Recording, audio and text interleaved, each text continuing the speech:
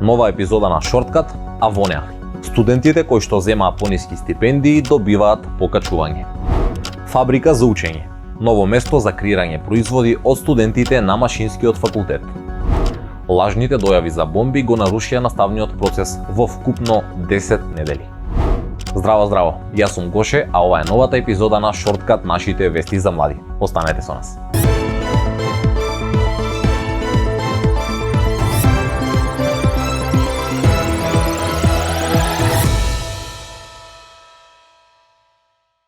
Емисијата ја започнуваме со важни информации за студентите. Неделава започна исплатата на средствата за субвенционираниот студентски оброк и стипендиите, иако е нејасно дали сите студенти кои што ги исполнуваат условите добија пари на своите сметки. За започнатата исплата на студентските стипендии субвенционираниот оброк информираше Министерството за образование и наука. Од таму рекоа дека стипендии ќе им бидат исплатени на 3415 студенти и тоа за 4 месеци, односно за октомври, ноември, декември и јануари.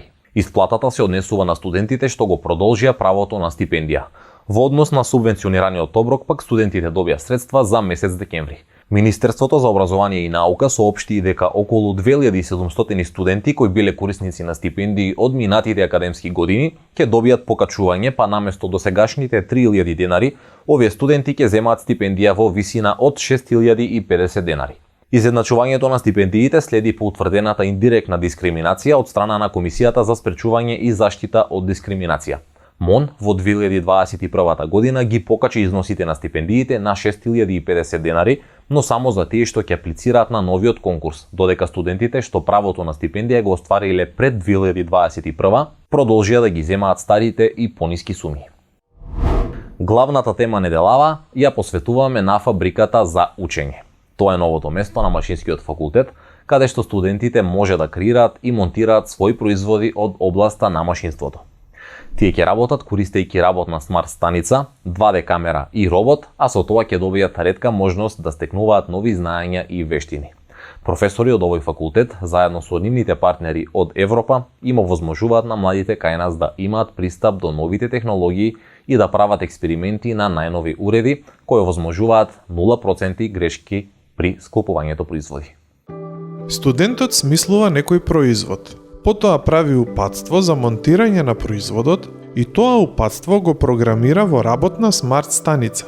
Кога ќе заврши со програмирањето, самиот уред му кажува дали треба да земе подлога, плочка, навртка, завртка или налепница, за да може да го склопи тоа што го замислил. Сето ова го овозможува новиот дигитален уред кој однеодамна го има во просториите на Машинскиот факултет. Може да го користат студенти, но и луѓе од компании од областа на машинството за да ги прават своите производи. Бојан Јовановски, професор на Машинскиот факултет, вели дека фабрика за учење е место каде студентите и индустријата може да се запознаат со нови технологии. Ова што го гледате тука е една од тие станици, значи ова е еден сегмент од повеќе модули кои што ќе дојдат оваа година, а ова е така наречена смарт покајоке станица. Покајоке на јапонски значи елиминирање на грешка, односно превенција на грешка. Да го дизајнираме системот да не се случи грешка воопшто. И некои испитувања кои што ќе ви ги покажаме понатаму, навистина го покажа тоа дека снимањето, односно снимањето на времињата кај студентите кои што првично експериментираат со оваа станица, навистина покажа дека монтирањето на еден производ на ваква станица навистина не произведува никакви грешки при нејзиното монтирање. Овој проект Јовановски го работел заедно со колегите од Техничкиот факултет од Виена. За да се истакне примената на оваа фабрика за учење во Македонија, вклучени биле и неколку фирми кои беа фокус групата која давала предлози какви теми да се работат во овој проект. Конкретно на оваа станица моментално, да речем, може да кажем, сме лимитирани само на монтажа. Но и за тоа и е набавена оваа станица. Понатаму ќе стигнат и други модули, како транспортер, ќе стигна потоа 2D визуелна камера која што ќе може да снима различни, односно да детектира различни бои на производите, различни геометри и позиција на самите производи, како се движат на транспортната лента. И понатаму исто така ќе имаме еден робот со чија помош ќе можеме да ги не да ги транспортираме, туку да ги пренесуваме на различни места производите кои што доаѓаат од транспортната лента. Машинскиот факултет планира од фабриката за учење корист да има индустријата. Идејата е луѓе од областа на машинството, независно од нивната претходна едукација, да добијат наобразба преку овие креативни и едукативни модули, кои ќе им бидат од корист во работата. Студентите на Машински факултет се иновативни и креативни, а доказ за тоа е роботската рака која ја создадоа пред неколку години. Таа е корисна за автоматизација на производството, односно може да ги заменува луѓето и да врши преместување на предмети за кои е потребна голема прецизност. Државниот испитен центар објави дека испитот на зрелоста годинава матурантите ќе го полагаат на 27 мај и на 10 јуни. Она што останува во моментов отворено како прашање е дали надлежните ќе го скратат материјалот за учење за матура поради часовите што учениците ги изгубија поради лажните дојави на бомби, но и поради продолжениот распуст. Иако министерот за образование и наука Јетон Шакири пред неколку месеци наложи училиштата да најдат начин да се одработи загубеното, прашање е колку била квалитетна таа настава и дали учениците успеале да ги усвојат потребните знаења. Професорите велат дека во исчекување се и тие, но и учениците и нивните родители. Председателот на Сојузот на средношколци Лука Павикевиќ изрази загриженост заради тоа што лажните дојави се случуваа во текот на 10 работни недели и средношколците губеле 4 до вкупно 6 часа на ден. Според него, организацијата на дополнителни часови за надоместување на изгубениот материјал била оставена на индивидуална одлука на училиштата и наставниот кадар. А како што истакна Павикевиќ, во повеќето училишта ваква настава воопшто не ни била организирана. Од Државниот испитен центар велат дека членовите на комисиите кои го изготвуваат испитниот материјал за екстерните предмети во рамките на државната матура ги имаат предвид случувањата во училиштата во изминатиот период и ако има промени, училиштата ќе бидат известени. Матурантите најпрво ќе треба во февруари да изработат проектна задача, пошто ќе следи полагањето на испитите. Првиот екстерен предмет, мајчин јазик, годинава ќе се полага на 27 мај, а на 10 јуни матурантите ќе полагаат математика, англиски, француски, германски или руски јазик, филозофија или естетика.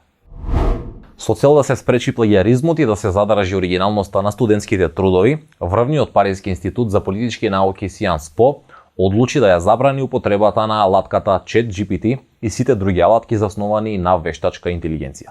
Универзитетот ги предупреди студентите дека користењето на софтверот ChatGPT за изработка на каква било писмена работа или презентација, освен во поинакви цели од дозволените, може да доведе до исклучување од студиите на нивниот универзитет, па дури и до забрана за натамошно запишување на друг универзитет во Франција.